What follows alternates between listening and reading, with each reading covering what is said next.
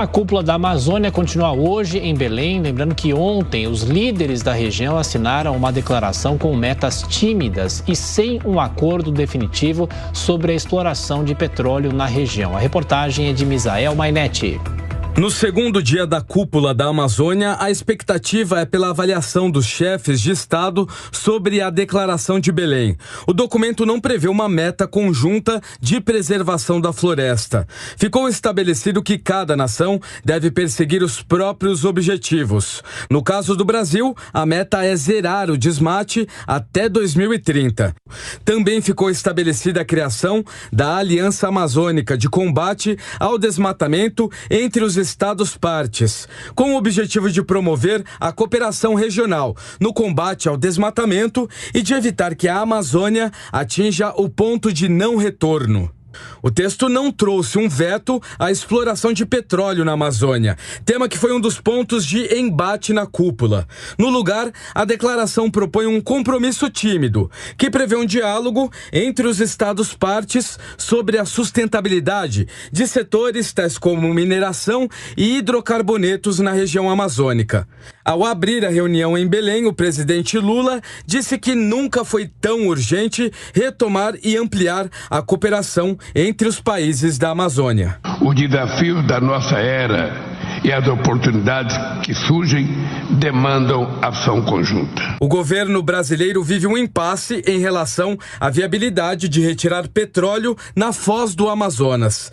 Na presença de Lula e de outros líderes, o presidente da Colômbia, Gustavo Petro, foi enfático ao afirmar que a exploração de petróleo no bioma amazônico é um contrassenso.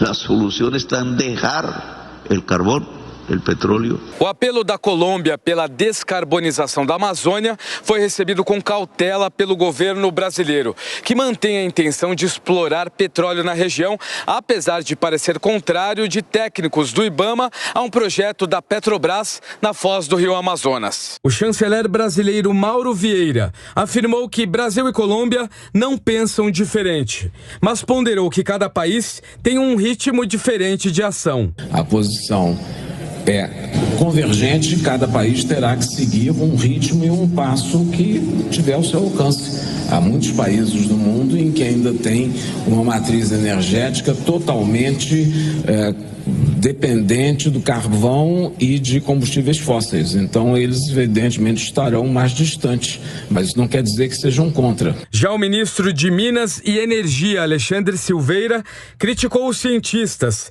que defendem que o Brasil reduza os investimentos na exploração de petróleo, entre eles integrantes do IPCC, o painel de cientistas do clima da ONU. Nós temos estudos que apontam de forma clara e cristalina que contrapõe exatamente essa posição do IPCC. O Brasil precisa, na nossa opinião, conhecer essas potencialidades, ter mais segurança de em quanto tempo nós poderemos prescindir da exploração de petróleo e gás. Apesar das pressões por uma transição energética, o ministro Alexandre Silveira defendeu ainda que o Brasil deve primeiro eliminar a desigualdade de acesso à energia, para só então começar a pensar em abrir mão dos combustíveis fósseis como frente de expansão da matriz. Bom, girando os nossos comentaristas, Amanda Klein, você acredita que esse documento assinado é realmente tímido ou existem alguns pontos para serem analisados e comemorados? Olha, Thiago, existem avanços e existem pontos tímidos, como você disse, né? Então, começando aí pelo final da nossa reportagem, quem brilhou nessa cúpula foi Gustavo Petro, presidente da Colômbia, ao colocar o dedo na ferida. Ele apontou para os governos dos países que defendem o meio ambiente, mas não condenam a exploração de petróleo na foz do Amazonas, que é um problema, a gente sabe, no coração do governo Lula. Vimos a posição aí do chanceler Mauro Vieira e do ministro Alexandre Silveira dizendo, olha, precisamos privilegiar privilegiar o desenvolvimento econômico e principalmente a distribuição da energia, para que ela chegue a toda a população, inclusive a população mais empobrecida. E isso não é possível ainda hoje sem exploração de combustíveis fósseis. Por outro lado, o que o Gustavo Petro diz, ele fala o seguinte, que é também óbvio, não existe petróleo verde. A exploração de combustíveis fósseis vai contra a proteção da floresta, contra a proteção da Amazônia e contra a preservação do meio ambiente. Por outro lado, o que é tímido é que os países que participaram dessa cúpula não atingiram uma meta de desmatamento comum. Cada país vai perseguir a sua meta. O Brasil, por exemplo, tem o objetivo de eliminar o desmatamento ilegal, zerar o desmatamento ilegal até 2030. Não quer dizer que a Colômbia e que outros países têm essa mesma meta. Cada um vai perseguir o seu objetivo. Agora, qual é o golaço dessa cúpula? É justamente o fato dela ter acontecido. Esse primeiro encontro, e foi um golaço do presidente Lula ao perceber que, ao reunir todos os países amazônicos e ainda convidar os detentores das maiores florestas tropicais do mundo hoje, países da África e da Ásia, você pode formar uma grande frente do meio ambiente, de preservação do meio ambiente, e isso pode se traduzir em alinhamento de boas práticas e também em poder político, em força política. É a esse objetivo também que se quer chegar, a esse objetivo que se quer alcançar. Então, colocando tudo, trocando tudo em miúdos, e outro ponto importante, eu até tinha anotado aqui para não esquecer, é esse reconhecimento de que a Amazônia pode chegar a um ponto de não retorno, que é a chamada savanização. O MAP Biomas aponta que se você desmatar entre 20% e 25% da floresta tropical, você chega mais perto desse ponto de não retorno, você atinge esse ponto de não retorno com repercussões inéditas no clima do mundo inteiro, e aí afeta o agronegócio daqui, o agronegócio do resto do mundo e afeta o aquecimento do planeta. É importante que esses países estejam alinhados para não deixar chegar a esse ponto de não retorno. Agora, Beraldo, retomando essas críticas do presidente da Colômbia, Gustavo Petro, mencionadas pela Amanda, ele foi muito duro ao criticar dirigentes de países que defendem a chamada transição energética, porque, segundo ele, quando se trata de uma crítica vinda ou de uma defesa dessa questão vinda por parte de um governo de direita, para ele é compreensível, já que governos de direita não acreditam muito, não valorizam muito a ciência. Mas em relação a governos de esquerda, e daí um claro recado ao presidente Lula, ele fala em negacionismo progressista. Queria saber sua avaliação dessas críticas feitas em relação a ambos os espectros.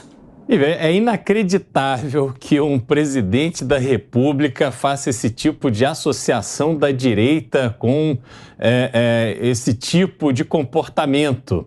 Aliás, vindo de um presidente que foi acusado pelo próprio filho de receber dinheiro do narcotráfico para financiar a sua campanha presidencial, também a gente não pode esperar muita coisa, não pode levar muito a sério o que ele diz. A gente precisa lembrar também que, além dele, com essa acusação de envolvimento com o narcotráfico, teríamos também a presença de Maduro, que é acusado pelos Estados Unidos de chefiar um cartel do narcotráfico. Esse é o nível dos companheiros do presidente Lula. O mais importante dessa discussão é o seguinte: a soberania brasileira, ela é intocável. O interesse do Brasil em relação à floresta amazônica, ao desenvolvimento sustentável, sim, com preservação da floresta, mas com geração de riqueza, sobretudo para que a população da região possa se desenvolver.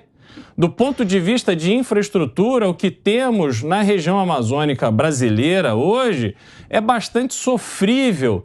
E a gente vê que esse isolamento, ele é um método. Tanto é que esse organismo que agora decidiram fortalecer da região amazônica está sediado em Brasília.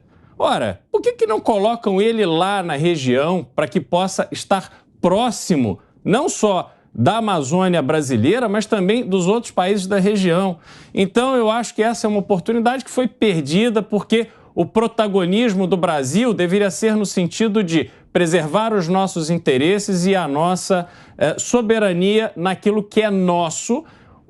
A exploração de petróleo, ela traz riscos sim, mas hoje isso já está muito evoluído, é possível conter qualquer tipo de problema que exista para que não haja um dano mais grave. Isso acontece no mundo inteiro, então a gente não pode simplesmente impedir o desenvolvimento da região por uma questão ideológica.